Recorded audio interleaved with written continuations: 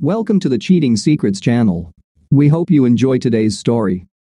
Just as I was coming out of the shower, my cell phone rang.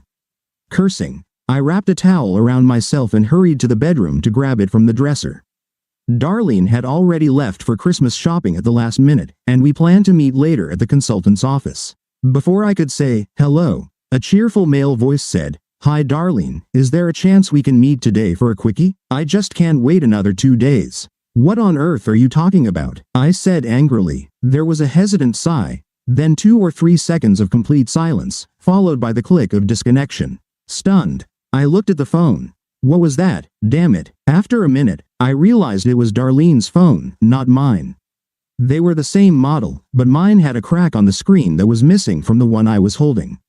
She must have grabbed the wrong phone on her way to the door. But who could possibly be calling her for a sex rendezvous? Jesus Christ, was she having an affair? It looked exactly like that. Dazed, I hung up, returned to the bathroom and dried off, my mind racing. All I could think was, this can't be happening. We've been married with Darlene for 6 years. By mutual agreement, we don't have children, and the past few months have been quite tough.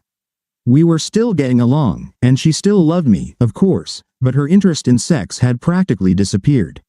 From 2 or 3 times a week, occasionally, at most, initiated by her, we dwindled down to once or twice a month, and even then only at my insistence.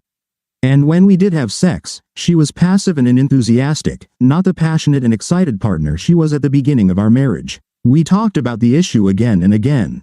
Darlene kept telling me that it wasn't anything special, she was just tired, overly busy at work, blah blah blah. Except nothing had changed at her job. No major projects, no terrible deadlines, no promotions. Every time I brought it up, Darlene would say she felt better, and sometimes that night we would make love, but it always went back to the same. I ask, she declines. By the end of September, I had had enough, and one evening after dinner I sat her down on the couch. "Darlene, I love you, but I'm not willing to continue like this. I don't want to spend the rest of my life without sex. You used to enjoy having sex with me, and now, obviously, you don't anymore. Something has to change, or I'll file for divorce." She looked at me, completely stunned. "Divorce? My goodness, darling, isn't that too radical? Darlene, do you realize how bad this is?" I decided to count. In the past 3 months, we had sex 3 times, plus 1 lovemaking session.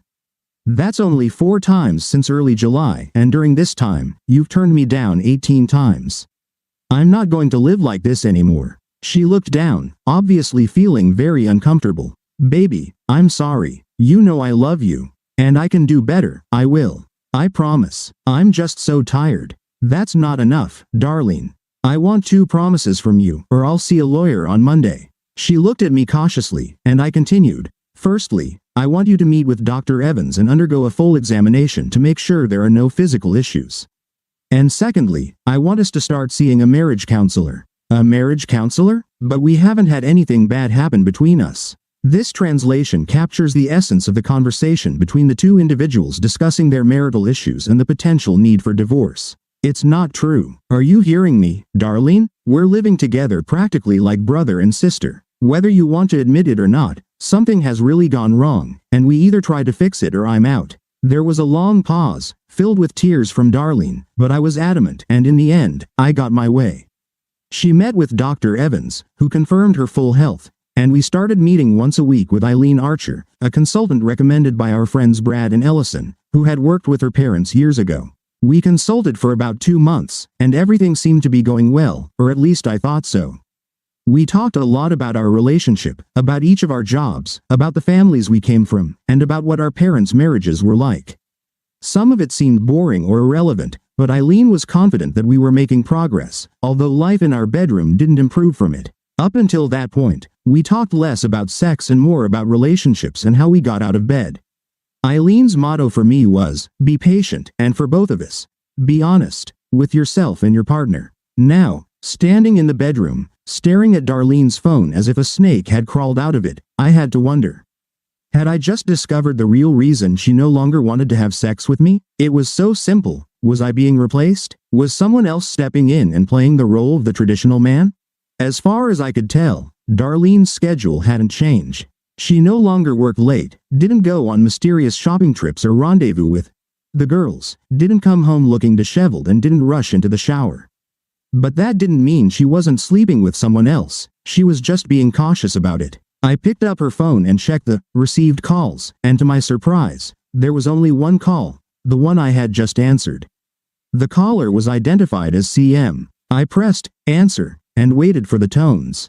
Surprisingly, the caller didn't dare to pick up, and the call was transferred to voicemail. "This is Chris Mason. Leave a message and I'll call you back. Have a good day." I hung up the phone. I learned the name. He was another colleague at the brokerage firm where Darlene worked, but in a different department. She mentioned him to me once or twice, but I had never met him. I checked Darlene's phone more carefully. Not only were all previous received calls deleted, but also lists of missed and outgoing calls. Who would bother spending time deleting all of this? Darlene clearly covered her tracks. I headed to the office, searching for records of calls made on the mobile and home phones over the past few months. Darlene paid the bills, so I never had a reason to look for them. On the desk, I found all the bills for our home phone, but the search revealed no calls from Chris Mason, or, at least, from his cell phone. However, records of cell phone calls for the past 8 months were missing. I checked the checkbook. All payments for the mobile phone were made, so Darlene must have hidden or disposed of the receipts, undoubtedly because they would show calls to Chris Mason. I arrived at Eileen's office 20 minutes early. Darlene's car wasn't in the parking lot yet, so I sat and pondered a bit. If I was right, if Darlene was cheating on me with Chris Mason or someone else, our marriage was over. She might love me, but that's worth nothing if she's spreading her legs for someone else. I suppose she did love me, otherwise why would she want to stay together? Why bother with seeing a counselor, besides possibly lying to both the counselor and me? But if she thought she could have her cake and, well, she's going to find out she's completely wrong. Initially, I thought to meet with Darlene today in Eileen's office, share the content of the call from Chris, and demand explanations. But I realized that wasn't enough for me. I wanted evidence, and then I wanted to dramatically end our marriage, shaking Darlene to the core. I was angry and hurt, and she had to pay for what she did to me. And I had a much better place in mind for our final showdown than Eileen's office. So I went inside, and after a while, Darlene appeared, kissed me, and we went to the meeting. Eileen made us talk about the usual stuff, about how we handled our relationship with arguments, and whether there was a difference in styles based on our experience with how our parents argued, and so on. I teased, looked pensive and serious, tried to give plausible answers, and refrained from grinding my teeth too hard. Damn nuisance. I wanted to grab her by the throat and choke her right in front of Eileen. Towards the end of the session, Eileen gave me a chance to come up with one good excuse, even if it was just a slight one. She said something like, "I know this is difficult for both of you. But gradually, we're learning about your marriage, about each of your expectations towards it, and your honesty actually contributes to creating an atmosphere where we can transition the conversation from general to productive discussions, including your sexual issues." I jumped in to say, "Thank you for saying that, Eileen. Sometimes it's been hard for me, but I've tried to be absolutely honest and open. It seems like the only way to achieve anything." Darlene, could you say the same applies to you as well? I watched her as she blushed slightly and avoided my eyes. Instead, she looked at Eileen, nodded, and said, "Absolutely, Alan, I feel the same way." I wondered if Eileen noticed Darlene's obvious discomfort. She didn't comment on it, but it seemed to me that she looked closely at Darlene for a moment or two. After the session, we crossed the street to a diner to grab a quick lunch. When she went to the ladies' room, I quickly took out my mobile phone from her purse and put it in my pocket. Then I stepped outside to buy a newspaper from the vending machine and, while there, turned off Darlene's phone, wrapped it in the newspaper, and shoved it into the bottom of a trash bin. I figured Chris Mason would be desperately trying to reach Darlene to inform her of what happened, so I was determined to make sure he had no chance of getting through to her. During lunch, Darlene and I chatted about nothing in particular. Mostly about her shopping and what gifts we still needed for the next day when we were going to her parents' house for Christmas dinner. We made a list of what we needed and then headed to a row of crowded stores to buy the last few items. I was amazed at my ability to keep my cool, pretend to be pleasant when all I wanted was to lash out at her. But either I was a better actor than I thought or Darlene was too distracted, because she didn't notice that something was off. During dinner at home, The landline phone rang 3 times, and each time I jumped up to answer it. The first 2 calls were just silence. The third time, about 20 minutes later, a female voice I had never heard before asked, "Can I speak to Darlene, please?" I wondered if Chris, in desperation, had hired someone to pass on a message from him to Darlene, so I asked, "May I know who's calling?" The voice replied, Iris, from work." Smirking to myself, I said, "And what's this regarding?" She was caught off guard. There was a brief silence, and then she said, There's an account we both work on, and I have a couple of questions about it." "On Christmas Eve?" I said. "I'm afraid she can't come to the phone right now, but I'll make sure to pass on the message. Have a good evening," and I hung up with a smile. Darlene looked at me questioningly when I returned, and I said, "Some lady is conducting a survey." Can you believe them calling on Christmas Eve? I could tell that Darlene was slightly concerned. She waited for a few minutes, then casually walked into another room, undoubtedly checking her mobile phone. She came back with her purse and looked worried. "Darling, do you know where my mobile phone could be? I remember taking it from the dresser when I left this morning." "Well, Darlene, I have no idea. Isn't it in your purse? Have you checked near your car? Or perhaps you left it somewhere in the shopping center?" She went to search the car, but to no avail, while I sat there and smiled. Eventually, she gave up, and I promised to get her a new one as a New Year's gift. "Don't count on it, dear," I thought to myself. I was sure her next move would be to try calling Chris if she could get rid of me for a few minutes. Several times during the evening, I noticed Darlene watching me out of the corner of her eye. I wondered if she was hoping to get a chance to reach the phone. Finally, she said, "Darling, I'm a bit tired. I'll go upstairs and just watch some TV for a while, okay?" "Of course, Darlene," I replied. "That actually sounds great. I'll just put the dishes in the sink and we'll go together." She smiled at me, but I could tell she was irritated. An hour later, she asked me to check that there were no garbage bins on the curb. When I reminded her that tomorrow was Christmas and there wouldn't be a pickup, she turned away from me with clear disappointment. When we went to bed, she didn't have a chance to call anyone. On Christmas morning, I woke up early, had breakfast while Darlene slept, and made a few preparations. Then I entered the bedroom and gently woke her up. "Good morning, dear. Merry Christmas," I smiled falsely at her. "There's coffee ready in the kitchen. I'm leaving. See you later at your parents' house." She clumsily sat up. "It's only 8:30, Alan. Where are you going?" I smiled again. "I need to pick up a last-minute gift for you, dear. But don't worry, we'll see each other there at 2. She protested, saying that weren't all the stores closed today, and couldn't I just come back home later and pick her up? But I was already heading towards the door, sending her an airy kiss. At 8:45, I knocked on Chris Mason's apartment door, having found his address in Darlene's work directory. I was counting on him being in town today since he had mentioned looking forward to meeting Darlene the next day. When he opened the door, he was dressed in a robe and looked sleepy. A tall, decent-looking guy, around 25 or so. Yes, what the hell? He stopped talking and stepped back into his living room, and I entered and quickly closed the door behind me. I held a Hammerly 208 pneumatic pistol in my hand, aimed straight at his chest. It wasn't a particularly lethal weapon, just something I used for close-range practice, but Mason clearly didn't know that. He looked absolutely terrified. "Allow me to introduce myself, Chris. I'm Alan Rohatton, Darlene's husband, your current lover." His eyes widened, and he took another step back. "Hey, buddy, calm down, okay? I don't know what you..." "Cut the crap, Chris. Yesterday, you called asking for sex. Do you really think I can't figure out what's going on? Here's what's going to happen now. We're going to sit here, in your living room, and have a nice chat. If I don't get the answers I need, I'll shoot you once or twice and let you bleed out. If you decide to be more cooperative, then after a while, we'll visit some acquaintances of mine and talk to them, and then I'll let you live your life. Got it?"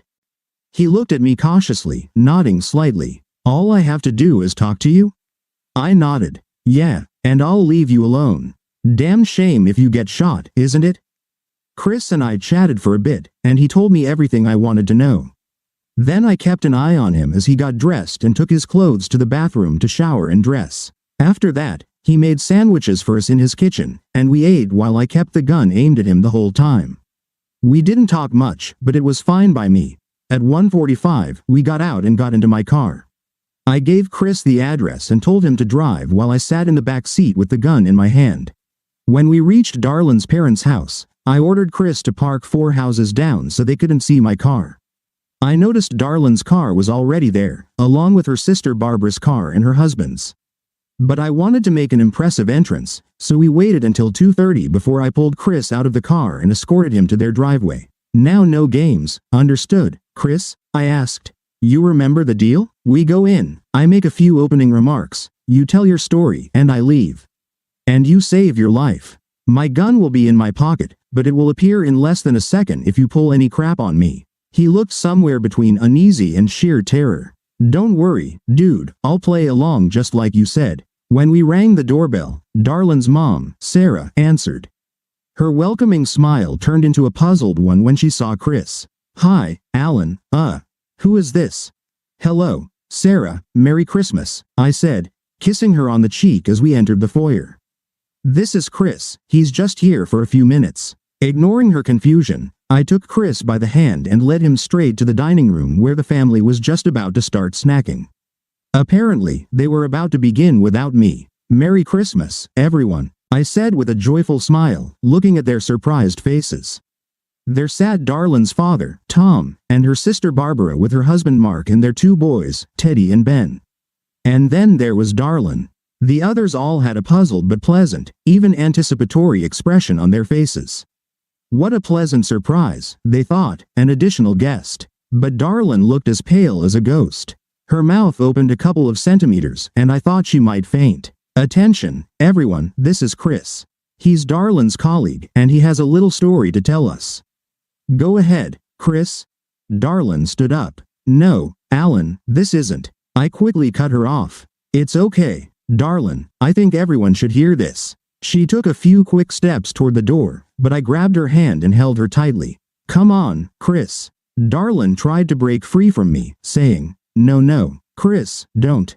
I put my free hand over her mouth to silence her while her parents looked on in complete astonishment. Chris reluctantly began to speak. Darlin and I had an affair. It started in April and has been going on until now. Darlin's family gasped, then stared at Chris, then at Darlin and me.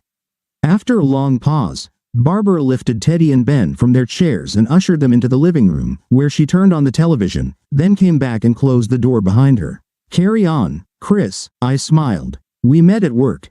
There are several massage rooms in the fitness center with lockable doors. We do this about twice a week, meeting at different times, so no one noticed a pattern.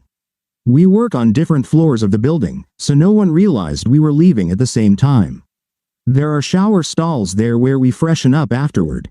Darlin continued to struggle with me. She tried to bite my hand, but I held her firmly. And, Chris, I said, what exactly were you 2 doing together? Please, be specific. He didn't meet my eyes. We, mostly, have sex. I enjoyed seeing the horror on Darlin's mother's face. Darlin stopped struggling with me, and I removed my hand from her mouth. She just stood there, tears streaming down her face. And what's it like sleeping with Darlin? I asked amiably. I knew what his answer would be. I had made him practice a couple of times to make sure everything went smoothly. She's very hot. Always very proactive. She flexes her thighs, pushes against me, especially when it's time for climax. She says things like, I need you with me, or, I've been thinking for 3 days about having sex with you again.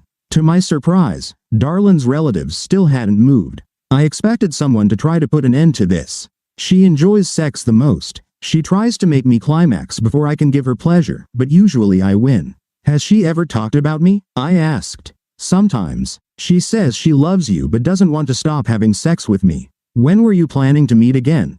Tomorrow. She was going to tell you that she needed to work at the office. We planned to be together for about 3 hours. We were looking forward to having more time this time. She said she was going to have sex in a way that would make my eyes pop out, that she would tire me out so much that I wouldn't even be able to walk. And how long do you think this affair will last? He said, probably a few more weeks. I would be happy to continue, but Darlin said it's time to stop. She said you insisted on counseling because your sex life had taken a nosedive, and she was worried that you would figure out what was going on. She said New Year's Day would be the day to break up with me, but then she laughed and said it might take her a few weeks to wrap everything up. There was silence in the room as Darlin's family looked at us in shock. Me, Darlin, Chris, we all stood there. Darlin was crying, covering her face with her hands, not trying to say anything. I approached Tom, took his hand, and shook it. Goodbye, Tom. I've enjoyed being your son-in-law. You and Sarah are good people, and you deserve better as a daughter than this cheating scum. Of course, I also deserved better for myself as a wife than her. I went to Sarah, kissed her on the cheek, and said, "Goodbye, Sarah. Sorry, I won't stay for lunch. It might be a bit awkward." Darlin collapsed to the floor. She was still crying, just sitting there and covering her face with her hands. I leaned in and said, "Don't come home tonight, Darlin. Your things will be packed outside the garage by tomorrow morning, and I'll change the locks. And I repeat, don't try to talk to me. There's nothing you can say that I want to hear." She looked at me, streaks of running mascara crossing her face. "Alan, dear, I said, no." Without saying another word, I turned to the table, smiled, waved to everyone, and headed for the door. Chris had the sense not to ask me for a ride home. Thank you for being with us and listening until the end. If you found it interesting, please subscribe, give us a like, and leave your comments. And we'll see you on the Cheating Secrets channel.